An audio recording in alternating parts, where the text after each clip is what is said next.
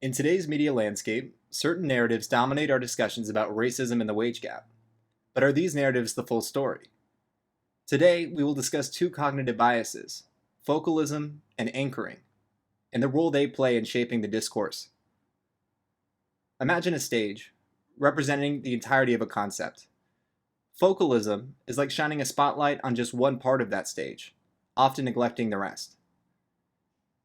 Anchoring keeps us tied to specific points of view, potentially limiting a comprehensive understanding. When discussing the wage gap, the popular narrative often revolves around women earning less than men. However, recent studies suggest the opposite may be occurring. A recent study from Pew Research found in more than 20 US cities, women are out earning men. If you weren't aware of this changing trend, you're not alone. This is an example of focalism. In a postmodern society, when a narrative persists for an extended period of time, it will continue to persist regardless of its validity. Why is this? Postmodernist ideals reject scientific convention while favoring anecdotes. Scientific studies that point to discrimination against groups that aren't perceived as being discriminated against are dismissed with personal observations. This is the foundation of ignorance.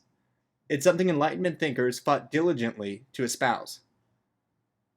We see the same with racism, a societal evil that has been experienced by various groups throughout history and across different regions. It's not exclusive to any one group or another.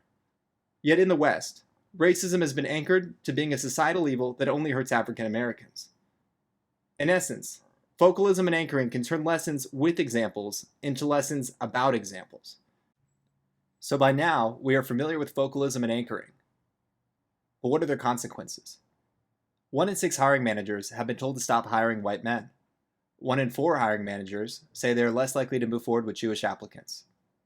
While it's essential to address genuine discrimination, it's equally important to ensure that policies don't harm the very groups that previously were considered the example. Education and discussion are key. By discussing the broader factors at play and recognizing the influence of focalism and anchoring, we can approach these topics with a balanced perspective. Challenging our biases allows us to see beyond popular narratives and seek solutions rooted in individual freedom, personal responsibility, and equal opportunity. In the end, it's about understanding the complexities of these issues and striving for policies that promote liberty, prosperity, and individual choice.